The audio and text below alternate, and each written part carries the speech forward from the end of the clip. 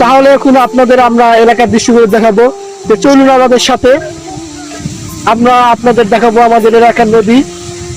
তো আমাদের নদীতে কি কি করা হয় আমরা এই সম্পর্কে আপনাদের সামনে তুলে ধরবো। দেখতে পারতেছেন আমরা এখন যাইতেছি সেই নদীর ঘাটে। ছোট ভাই, তা এই নদীতে কি ধান গাড়া হয়েছিল নাকি? এই নদীর মধ্যে ডুবে ডুবে ধান কাটা হয়েছিল এই বেশ কয়েকদিন আগে, তাও 7 দিন আগে হবে।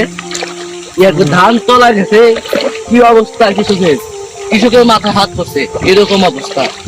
এই দৃশ্যগুলো দেখেন কিরকম পানি হয়েছিল। তো আপনারাই দেখতে পাচ্ছেন এখানে ধানের ভিতরে পানি উঠেছিল। কৃষকদের অনেক কষ্ট হয়েছে যে তাদের ধান। শোনেন, এই যে একটা কৃষক, শোনেন, একটা কৃষক ঈদের দিন যা মজা পায় তার থেকে মজা পায় বেশি যখন তার মাঠে ফসল ভালো হয়। তো এই ফসলগুলো যে এই অবস্থা হয়েছে, কৃষকের মাথায় হাত দিন হয়ে কৃষক। এর কয়দিন আগে পুরা 16 দিন ভরা বৃষ্টি ছিল, কৃষকের অবস্থা খুবই খারাপ আছিল। কৃষক এমন কথা কান্না করে ফেলছে এই দুঃখে। তো তারা এত কষ্টের ফসল এরকম ভাবে যে ডুবে যাবে পানি দিয়ে, তারা কল্পনা করতে পারেনি। এবার আরো প্রচুর পরিমাণে বৃষ্টি আসছে, যার ফলে একবারে সরাটা ডুবে গেছে। তো সম্পূর্ণ ভিডিও দেখুন, আরো বিস্তারিত জানতে সম্পূর্ণ ভিডিও দেখুন। তো আমাদের এই নদীতে বর্ষাকালে অনেক পানি হয়ে থাকে, আমরা তখন এই নদীতে অনেক মাছ ধরে থাকি। আর মাছ ধরে আমাদের এখানকার গ্রামের লোক অনেকেই তাদের আমিষের চাহিদা শুরু করে থাকে। আর বর্তমান বর্ষার পানি আর বর্তমান বৃষ্টির পানিতে কৃষকদের অনেক বাজে হাল করেছে, আপনারা দেখতেই পাচ্ছেন। তো যাই হোক, আপনাদের এই নদীটা কেমন লাগতেছে অবশ্যই আপনার কমেন্টে বলে যাবেন। আমার ভাই আপনাদের উদ্দেশ্যে কিছু বলতে চায়। ছোট ভাই, একটা শায়রি বলে শোনাও দর্শকদের। বাবা গরিব হয়েছে তাতে কি হয়েছে, বাবা কি কম শিক্ষা দিয়েছে আমারে। এই যে খরার, দেখতেই পাচ্ছেন আমার ভাই শায়রি বলতে বলতে ভুল করে ফেলেছে।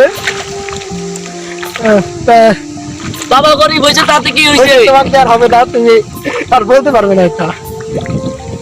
তো আমরা এখন যাইতেছি ওই পারে, দেখতে পাচ্ছেন। আর কিছুদিন পরে আমাদের এই বিলটা ভরে যাবে পানিতে। দেখতে পারতেছেন ওই রাস্তাগুলো তখন বর্ষার পানিতে ডুবে যাবে।